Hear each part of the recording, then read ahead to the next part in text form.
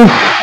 ಗುರು, R C B playoff ಗೆ ಬಂದಾಯ್ತು ಗುರು. ನಿನ್ನೆ ಮ್ಯಾಚ್ ಅಲ್ಲಿ ಆರ್ ಸಿ ಬಿಗೆ ಕ್ಯೂ ಅಂತ ಬಿದ್ದಾಯ್ತು. ಆರ್ ಸಿ ಬಿಗಲ್ಲ, R C B, G T and Punjab Kings 11 ಈ ಮೂರು ಟೀಮ್ಗೂ ಪ್ಲೇ ಆಫ್ ಗೆ ಕ್ಯೂ ಅಂತ ಕ್ವಾಲಿಫೈ ಅಂತ ಬಿದ್ದಾಯ್ತು ಗುರು. ಹಲೋ ಎಲ್ರಿಗೂ ನಮಸ್ಕಾರ. ಎಲ್ರು ಹೇಗಿದ್ದೀರಾ? ಎಲ್ಲರಿಗೂ ನೋಡಿ ಸ್ವಾಮಿ ಯೂಟ್ಯೂಬ್ ಚಾನಲ್ಗೆ ಸ್ವಾಗತ ಸುಸ್ವಾಗತ.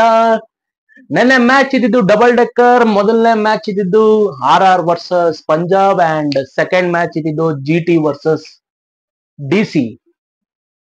ನೆನ್ನೆ ಇದ್ದಿದ್ದೇನಂದ್ರೆ ಡಿ ಸಿ ಅವ್ರ ಮೇಲೆ ಜಿ ಟಿ ಅವ್ರು ಗೆದ್ರೆ ನಮ್ಮ R C B almost qualify ಆಗುತ್ತೆ ಅಂತ, ಅಂಡ್ ಪಂಜಾಬ್ ಅವರು ಗೆದ್ದಿದ್ರು ಪಂಜಾಬ್ ಅವರಿಗೂ ಕ್ವಾಲಿಫಿಕೇಶನ್ ಸಿನಾರಿಯೋ ಓಪನ್ ಆಗುತ್ತೆ ಅಂತ ಇದ್ದಿದ್ದು. ಆಲ್ಮೋಸ್ಟ್ ಎಲ್ಲ ಒಂದ್ ಕಾಲಿಟ್ಟಿದ್ರು. ನೆನ್ನೆ ಜಿ ಟಿ ಅವ್ರು ಗೆದ್ದ ಮೇಲೆ 2 ಕಾಲು ಮೂರು ಟೀಮ್ಗೂ ಸಿಕ್ಬಿಟ್ಟಿದೆ ಚಾನ್ಸು. ಸೊ ನೆನ್ನೆ ಮ್ಯಾಚ್ ಬಗ್ಗೆ ಮಾತಾಡೋಣ. ಅಂಡ್ ಇವತ್ತು ಮ್ಯಾಚ್ ಇರೋದು S R H versus L S G ಗುರು. ಎಲ್ ಎಸ್ ಜಿ ಅವರಿಗೆ ಡೂ ಆರ್ ಡೈ ಮ್ಯಾಚ್. ಹೇಳ್ಬೇಕಂದ್ರೆ ಈ ಮ್ಯಾಚ್ ಸೋಲ್ತ್ರು ಅಂದ್ರೆ ಮುಗೀತು ಅವ್ರ ಕಡೆ. ಅವ್ರದ್ದು ಪ್ಲೇ ಆಫ್ ಬಾಗ್ಲು ಮುಚ್ಚಾಗುತ್ತೆ. ಆಮೇಲೆ ಪಾಯಿಂಟ್ಸ್ ಟೇಬಲ್ ಅಲ್ಲಿ ಈ ಎಲಿಮಿನೇಟೆಡ್ ಅಂತ ಬಂದ್ಬಿಡುತ್ತೆ. ಇವತ್ತಿನ ಮ್ಯಾಚ್ ಬಗ್ಗೆ ಮಾತಾಡೋಣ. ನೆನ್ನೆ ಮ್ಯಾಚ್ ಸೂಪರ್ ಆಗಿತ್ತು ಗುರು, ಅದ್ರ ಬಗ್ಗೆನೂ ಮಾತಾಡೋಣ ಅಂತ ಹೇಳ್ತಾ ವಿಡಿಯೋ ಸ್ಟಾರ್ಟ್ ಮಾಡೋಣ. ಸ್ಟಾರ್ಟ್ ಮಾಡಕ್ಕಿಂತ ಮುಂಚೆ ಯಾರೆಲ್ಲ ನಮ್ಮ ಚಾನಲ್ ನ ಸಬ್ಸ್ಕ್ರೈಬ್ ಆಗಿಲ್ಲ ಪ್ಲೀಸ್ ಸಬ್ಸ್ಕ್ರೈಬ್ ಮಾಡಿ, ಸಪೋರ್ಟ್ ಮಾಡಿ ಅಂಡ್ ಶೇರ್ ಮಾಡಿ ಅಂತ ಹೇಳ್ತಾ ವಿಡಿಯೋ ಸ್ಟಾರ್ಟ್ ಮಾಡೋಣ. ಬನ್ನಿ, ಲೆಟ್ಸ್ ಗೋ. ಓಕೆ, ನೆನ್ನೆ ಮಧ್ಯಾಹ್ನ ಮ್ಯಾಚ್ ಇದ್ದು ಆರ್ ಆರ್ ವರ್ಸಸ್ ಪಂಜಾಬ್ ಅವರು. ಪಂಜಾಬ್ ಅವರು ಟಾಸ್ ವಿನ್ ಆಗ್ತಾರೆ. ಟಾಸ್ ವಿನ್ ಆಗಿ ಫಸ್ಟ್ ಬ್ಯಾಟಿಂಗ್ ಮಾಡ್ತೀನಿ ಅಂತ ಚೂಸ್ ಮಾಡ್ತಾರೆ ಗುರು. ಯಾಕಂದ್ರೆ ಅವ್ರದ್ದು ಬ್ಯಾಟಿಂಗ್ ಸ್ಟ್ರೆಂತ್ ಚೆನ್ನಾಗಿದೆ. ಯಾಕಂದ್ರೆ ಓವರ್ಸೀಸ್ ಗಿಂತ ಇಂಡಿಯನ್ ಪ್ಲೇಯರ್ಸ್ ಸಖತ್ತಾಗಿ ಆಡ್ತಾರೆ. ಅದಕ್ಕೋಸ್ಕರ ಶ್ರೇಯಸ್ ಅಯ್ಯರ್ ಅವರು ಟಾಸ್ ವಿನ್ ಆಗಿ ಬ್ಯಾಟಿಂಗ್ ನ ಚೂಸ್ ಮಾಡ್ತಾರೆ. ಅಂಡ್ ಒಂದ್ ವಾರದಿಂದ ಐ ಪಿ ಎಲ್ ನಡೆದಿರ್ಲಿಲ್ಲ. ತುಂಬಾ ಟೀಮ್ಸ್ ಗಳಲ್ಲಿ ಫಾರಿನ್ ಪ್ಲೇಯರ್ಸ್ ಹೋಗ್ಬಿಟ್ಟಿದ್ರು, ಆಮೇಲೆ ಕರ್ಸ್ಕೊಂಡಿದ್ದಾರೆ. ಅಂಡ್ ಆರ್ ಆರ್ ಅಲ್ಲಿ ಜೋಫ್ರಾ ಆರ್ಚರ್ ಮೇನ್ ಬೌಲರ್ ಇರ್ಲಿಲ್ಲ ಗುರು. ಯಾರ ಮೊಫಾಕ ಅವ್ರು ಆಡ್ತಿದ್ದಾರೆ. ನಿನ್ನೆ ಅವ್ರು ಆಡಿದ್ರು, ಸಖತ್ತಾಗಿ ಆಡಿದ್ರು ಗುರು. ಒಳ್ಳೆ ಬೌಲಿಂಗು. ನಾನೇನ್ ಅನ್ಕೊಂಡೆ ಪಂಜಾಬ್ ಅವರು ಒಂದ್ ಒಳ್ಳೆ ಸ್ಕೋರ್ ಮಾಡ್ತಾರೆ ಅಂತ ಅನ್ಕೊಂಡೆ, ಫಸ್ಟ್ ಗೆ ಅನ್ಕೊಂಡ್ಬಿಟ್ಟೆ. ಬಟ್ ಒಳ್ಳೆ ಸ್ಕೋರೇ ಮಾಡಿದ್ರು. ಟಾಸ್ ವಿನ್ ಆಗ್ತಾರೆ, ಬ್ಯಾಟಿಂಗ್ ತಗೊಂತಾರೆ. 6 ಓವರ್ ಅಲ್ಲೇ ಗುರು 3 ವಿಕೆಟ್ ದಿಡು ಅಂತ ವಿಕೆಟ್ ಉದುರಿಸ್ಬಿಡ್ತಾರೆ ಆರ್ ಆರ್ ಅವರು. ಅವ್ರ ಬ್ಯಾಟಿಂಗ್ ಲೈನ್ ಸ್ಟ್ರೆಂತ್ ಇದ್ದಿದ್ದೆ ಇದ್ರಲ್ಲಿ, ಅಲ್ಲೇ ವಿಕೆಟ್ ಗಳನ್ನ ಒಪ್ಪಿಸ್ಬಿಡ್ತಾರೆ. ಪ್ರಿಯಾಂಶ್, ಪ್ರಭ್ಸಿಮ್ರನ್, ಶ್ರೇಯಸ್ ಅಯ್ಯರ್ ಒಂದ್ ಸ್ವಲ್ಪ ಆಡ್ತಾರೆ, ಬಟ್ ಅಷ್ಟೇನು ಕೊಡಕ್ಕಾಗಲ್ಲ. ಬಟ್ ಶಶಾಂಕ್ ಸಿಂಗ್ ಸಖತ್ತಾಗಿ ಬ್ಯಾಟಿಂಗ್ ಮಾಡ್ತಾರೆ ಗುರು. ನೆನ್ನೆ ಶಶಾಂಕ್ ಅವ್ರ ಬ್ಯಾಟಿಂಗ್ ಮಾತ್ರ ಎಕ್ಸ್ಟ್ರಾರ್ಡಿನರಿ ಆಗಿತ್ತು. ಅಂದ್ರೆ ಎಲ್ರು ಒಂದಿಷ್ಟು 50-50 ಅಂತ ಒಳ್ಳೊಳ್ಳೆ ಸ್ಕೋರ್ಗಳನ್ನ ಮಾಡಿದ್ರು. ನೆನ್ನೆ ಒಳ್ಳೆ ಮ್ಯಾಚ್ ಇತ್ತು ಗುರು. ಅಂಡ್ 219-20 ಅನ್ಸುತ್ತೆ ಟಾರ್ಗೆಟ್ ಬಂದು. 220 ಟಾರ್ಗೆಟ್. ಇದನ್ನ ಚೇಸ್ ಮಾಡಕ್ ಬಂದ ಆರ್ ಆರ್ ನಮ್ ಹುಡುಗ ರಘುವಂಶಿ ಅಲ್ಲ ಗುರು, ಸಾರಿ ಸೂರ್ಯವಂಶಿ ಏನ್ ಗುರು ಆ ಹುಡುಗನ್ ಬ್ಯಾಟಿಂಗು. ಅಣ್ಣ ಸಿಂಗಲ್ ಆಡಕ್ ರೆಡಿನೇ ಇಲ್ಲ. ಎಲ್ಲಾ ಬಾಲ್ನು ಬೀಸು. ಅದು ಹಂಗ ನೀಟಾಗಿ ಎಷ್ಟು ಪ್ರಾಕ್ಟೀಸ್ ಮಾಡ್ಯಾನಂತ ಗೊತ್ತಾಗುತ್ತೆ. ಆ ಬ್ಯಾಟ್ ಸ್ವಿಂಗ್ ಸಖತ್ತಾಗಿದೆ ಗುರು. ಈಗಲೇ ಹೀಗೆ ಆಡು ಗುರು, ಅಷ್ಟೇ ಹೇಳೋದು ನಾನು. ಇದೇ ರೀತಿ ಆಡ್ಕೊಂಡ್ ಬಾ, ಒಳ್ಳೆ ಫ್ಯೂಚರ್ ನಿನಗಿದೆ ಅಂತ ಹೇಳ್ತಾ ಒಳ್ಳೆ ಬ್ಯಾಟಿಂಗು. ಇವ್ರು ಗುರು ಆರ್ ಆರ್ ಅವರು 6 ಓವರಿಗೆ 80 ರನ್ ಟಾರ್ಗೆಟ್ ನೀಡ್ತಾರೆ ಗುರು. ಯಾಕಂದ್ರೆ 6 ಓವರಿಗೆ 80 ರನ್ ಹೊಡೆದ್ಬಿಟ್ಟಿರ್ತಾರೆ. ಟಾರ್ಗೆಟ್ ಅನ್ನಕ್ಕಿಂತ ಆ ಟಾರ್ಗೆಟ್ ನ ರೀಚ್ ಮಾಡಕ್ಕೆ ಈಸಿ ಮಾಡ್ಕೊಂತಾರೆ. 80 ರನ್ ಅಂದ್ರೆ ಗುರು ಆರಾಮಾಗಿ ಬಂದ್ಬಿಡ್ತು ಮ್ಯಾಚ್ ಆಲ್ರೆಡಿ. ವೀಕ್ನೆಸ್ ಏನಂದ್ರೆ ವಿಕೆಟ್ ಬಿದ್ಬಿಟ್ರೆ ಇವ್ರದ್ದು ಗೋತಾ. ಆರ್ ಆರ್ ಅವರು ಎಷ್ಟೋ ಮ್ಯಾಚ್ ಇವರು ಚೇಸ್ ಮಾಡಕ್ ಆಗ್ದೇನೆ ಸೋತಿದ್ದಾರೆ. 9ರಲ್ಲಿ ಒಂದೇ ಮ್ಯಾಚ್ ಅನ್ನ ಗೆದ್ದಿರೋದು. 9 ಮ್ಯಾಚ್ ಚೇಸ್ ಮಾಡ್ಯಾರೆ, 8 ಸೋತಿದ್ದಾರೆ. ಹತ್ರ ಬಂದ್ ಸೋತಿದ್ದಾರೆ. ಫಸ್ಟ್ ಸಖತ್ತಾಗಿ ಆಡ್ತಾರೆ. ಮಿಡ್ಲ್ ಆರ್ಡರ್ ಅಷ್ಟೇನು ವೀಕ್ ಆಗ್ಬಿಡುತ್ತೆ. ಶಮ್ರಾನ್ ಎಟ್ಮೇರು ಆಡ್ತಾ ಇಲ್ಲ, ಸ್ವಲ್ಪ ಕಷ್ಟ ಆಯ್ತು. ನಾನ್ ನಿನ್ನೆ ಅನ್ಕೊಂಡೆ ಹೊಡೆದ್ ಬಿಡ್ತಾರೆ ಗುರು ಮ್ಯಾಚ್ ಅಂತ. ಹೊಡೆದಿದ್ರೆ ಪಾಯಿಂಟ್ಸ್ ಟೇಬಲ್ ಇನ್ನೂ ಮಜಾ ಕೊಡೋದು. ಬಟ್ ನೆನೆ ಹೊಡೆದ್ಬಿಟ್ರು ಪಂಜಾಬ್ ಅವರು. ಒಳ್ಳೆ ಬೌಲಿಂಗ್ ಮಾಡಿದ್ರು, ಆದ್ರೂ ಇವರು ದೊಳಸಿ ಬಾರಿಸಿದ್ರು. ಆಮೇಲೆ 6 ಓವರಿಂದ 11 ಓವರ್ ರನ್ ಬರಲ್ಲ, 120 ಅಷ್ಟೇ ಹೊಡೆಯೋದು. 80 ಇರುತ್ತೆ 6 ಓವರಿಗೆ. 6 ಓವರಿಂದ 11 6 to 11 ಓವರ್ಸ್ ಒಳಗೆ ಬರೀ 120 ರನ್ ಹೊಡಿತಾರೆ. ಅಂದ್ರೆ ಬರೀ 30ರಿಂದ 40 ರನ್ ಹೊಡಿತಾರೆ ಅಷ್ಟೇ ಹೊಡೆಯೋದವ್ರು. ಅಲ್ಲೊಂದು 4 ಬರಲ್ಲ, ಕಮ್ಮಿ ಆಗುತ್ತೆ ಫೋರ್ಸ್ ಗಳ ಸಂಖ್ಯೆ, 6 ಗಳ ಸಂಖ್ಯೆ. ಇರ್ಲಿ, ಒಂದ್ ಒಳ್ಳೆ ಆಟನ ಆಡಿಯಾರೆ. ಧ್ರುವ್ ಒಳ್ಳೆ ಆಡಿದ್ರು. ಏನು ಮಾಡಕ್ಕಾಗಲ್ಲ ಗುರು, ಒಳ್ಳೆ ಬ್ಯಾಟಿಂಗ್ ಲೈನ್ ಚೆನ್ನಾಗಿದೆ. ಬಟ್ ಅವರಿಗೆ ಒಂದು ಬೌಲಿಂಗ್ ಸ್ಟ್ರೆಂತ್ ಬೇಕಿತ್ತು. ಬಾಲಿಂಗ್ ಸ್ಟ್ರೆಂತ್ ಚೆನ್ನಾಗಿದೆ. ಇಲ್ಲಿ ಏನಾಗುತ್ತೆ ಅಂದ್ರೆ RR ಅವರಿಗೆ ಓವರ್ಸೀಸ್ ಪ್ಲೇಯರ್ಸ್ ಇಲ್ಲ ಬ್ಯಾಟಿಂಗ್ ಅಲ್ಲಿ. ಎಟ್ಮೇರ್ ಮೇಲೆ ಒಬ್ಬರೇ ಡಿಪೆಂಡ್ ಆಗಿರ್ತಾರೆ. ಇನ್ನೊಬ್ಬ ಇದ್ಬಿಟ್ಟಿದ್ರೆ ಇವ್ರ ಟೀಮ್ ನೆಕ್ಸ್ಟ್ ಲೆವೆಲ್ ಸ್ಟ್ರಾಂಗ್ ಆಗಿ ಕಾಣೋದು.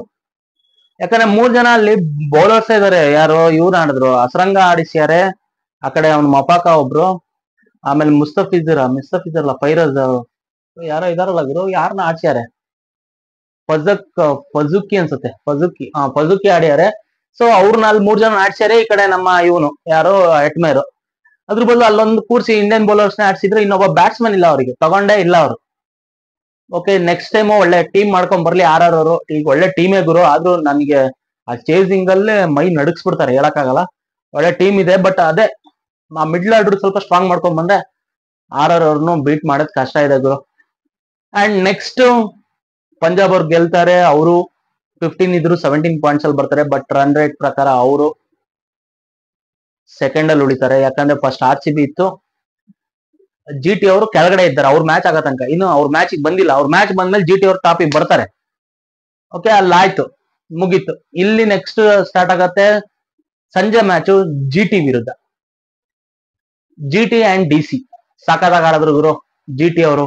DC ಅಷ್ಟೇ ಸಖತ್ತಾಗಿ ಆಡಿದ್ರು ಅಂತ ಹೇಳ್ಬೋದು. ಯಾಕಂದ್ರೆ ನಮ್ಮ ಕನ್ನಡಿಗ KL ರಾಹುಲ್ ಅವರು ಸೆಂಚುರಿ ಬರೆಸ್ತಾರೆ. ಅಂಡ್ ಅವ್ರದ್ದು ಏನಾಯ್ತು ಅಂದ್ರೆ ಮಿಸ್ಟೇಕ್ ಗುರು, ಪವರ್ ಪ್ಲೇ ಚೆನ್ನಾಗಿ ಬರ್ಲಿಲ್ಲ ಅಷ್ಟೇ, ಅದೇ ಪ್ರಾಬ್ಲಮ್ ಆಗಿದ್ದು.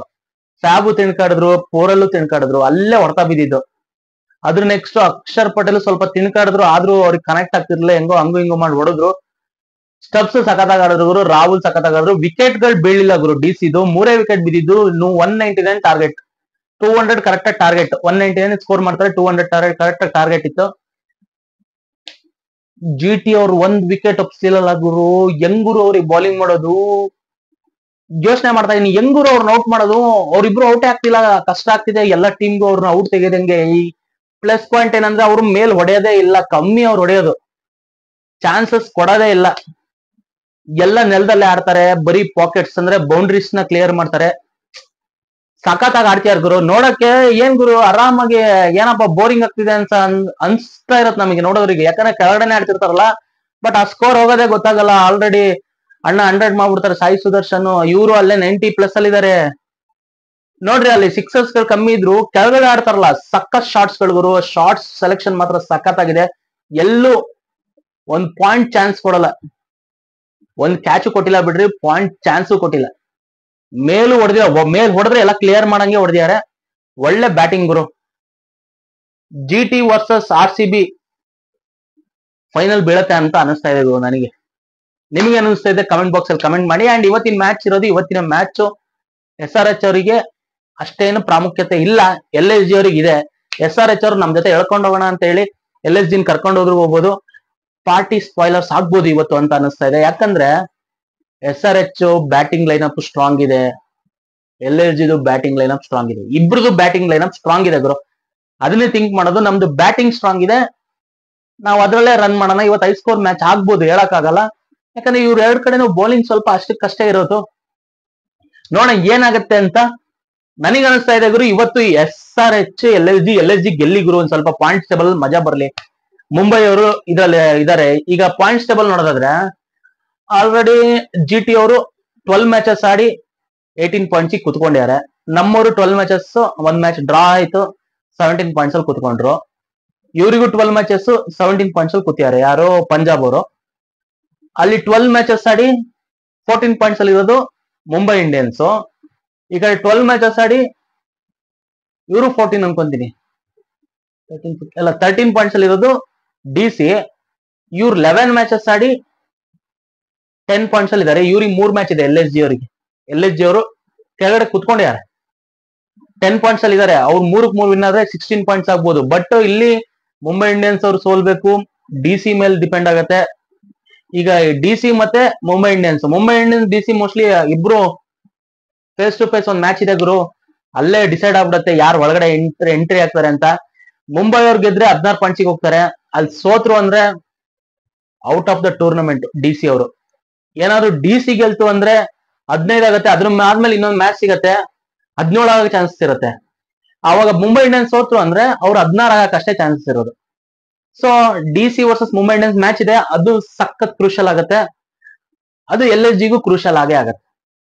ಅಂಡ್ ನಮ್ಮವರಿಗೆ ಜಿ ಟಿ ಮೇಲೆ ಇಲ್ಲ ಬಿಡಿ, ನಮ್ಮವರಿಗೆ RCB ಅವ್ರಿಗೆ ಇರೋದು ಈಗ ಒಂದು SRH ಮೇಲೆ, ಇನ್ನೊಂದು LSG ಮೇಲೆ. LSG ಅವ್ರು ನಮ್ಮ ಮೇಲೆ ಗೆಲ್ಬೇಕು ಗುರು. ಅವ್ರು ಬರ್ಬೇಕು ಅಂದ್ರೆ ಪ್ಲೇ ಆಫ್ಸ್ಗೆ ಇವತ್ತಿಂದ ಆಡೋ 3 ಮ್ಯಾಚ್ ಗೆಲ್ಬೇಕು. ಅದ್ರಲ್ಲೂ ಕ್ರೂಷಿಯಲ್ ಮ್ಯಾಚ್ ಅಂದ್ರೆ ಲಾಸ್ಟ್ ಮ್ಯಾಚ್ RCB ಮೇಲೆ ಗೆಲ್ಲೇಬೇಕು. RCB ನೆಕ್ಸ್ಟ್ ಲೆವೆಲ್ ಅಲ್ಲಿ ಇದೆ. ಯಾಕಂದ್ರೆ ಆಡಿರೋ ಎಲ್ಲಾ ಪಂದ್ಯ ಹೊರಗಡೆ ಎಲ್ಲಾ ಮ್ಯಾಚ್ ಗೆದ್ಕೊಂಡ್ ಬಂದಿದ್ದಾರೆ. ಲಾಸ್ಟ್ ಮ್ಯಾಚ್ ಆಡ್ತಿರೋದು ಅದು ಲೀಗ್ ನ ಲಾಸ್ಟ್ ಮ್ಯಾಚ್ LSG ಮೇಲೆ ಆಡ್ತಿದ್ದಾರೆ. ಕ್ರೂಷಿಯಲ್ ಮ್ಯಾಚ್ ಅದು LSG ಅವ್ರಿಗೆ ಆಗತ್ತೆ. ಅಂಡ್ 23ಕ್ಕೆ ನಮ್ಮವರು SRH ಮೇಲೆ ಆಡ್ತಿದ್ದಾರೆ, ಅದು ನಮ್ಮ ಚಿನ್ನಸ್ವಾಮಿ ಕ್ರೀಡಾಂಗಣದಲ್ಲಿ. ಆ ಮ್ಯಾಚ್ ಗೆಲ್ಲಿಗುರು, ಮಳೆ ಬಂದು ಇದಾಗಬಾರ್ದು. ಯಾಕಂದ್ರೆ ನಮ್ಮವರು ಪಾಯಿಂಟ್ಸ್ ಟೇಬಲ್ ಅಲ್ಲಿ ಟಾಪ್ 2 ಅಲ್ಲಿ ಎಂಡ್ ಮಾಡ್ಬೇಕು. ಯಾಕಂದ್ರೆ ಕ್ವಾಲಿಫೈಯರ್ ಆಡ್ತಾ ಒಂದ್ ಮ್ಯಾಚ್ ಸೋತ್ರು ಇನ್ನೊಂದ್ ಚಾನ್ಸ್ ಸಿಗತ್ ಗುರು, ಗೆದ್ರೆ ಹೋಗ್ಬಿಡ್ತಾರೆ ಫೈನಲ್ಸ್ಗೆ. ಸೊ ಇಷ್ಟ ಹೇಳಕ್ ಇಷ್ಟಪಡ್ತಾ ಈ ವಿಡಿಯೋನ ಎಂಡ್ ಮಾಡ್ತೀನಿ. ಟಾಟಾ ಬಾಯ್, ಟೇಕ್ ಕೇರ್, ಎಲ್ರಿಗೂ ಧನ್ಯವಾದಗಳು. ಜೈ ಹಿಂದ್, ಜೈ ಕರ್ನಾಟಕ. ಮತ್ತೆ ಯಾರಲ್ಲ ಚಾನಲ್ ಸಬ್ಸ್ಕ್ರೈಬ್ ಆಗಿಲ್ಲ ಪ್ಲೀಸ್ ಸಬ್ಸ್ಕ್ರೈಬ್ ಮಾಡಿ, ಸಪೋರ್ಟ್ ಮಾಡಿ ಅಂಡ್ ಶೇರ್ ಮಾಡಿ ಅಂತ ಹೇಳ್ತಾ ಟಾಟಾ ಬಾಯ್, ಟೇಕ್ ಕೇರ್. ಜೈ ಆಂಜನೇಯ, ಜೈ ಹಿಂದ್, ಜೈ ಕರ್ನಾಟಕ, ಮತ್ತೆ ಜೈ RCB.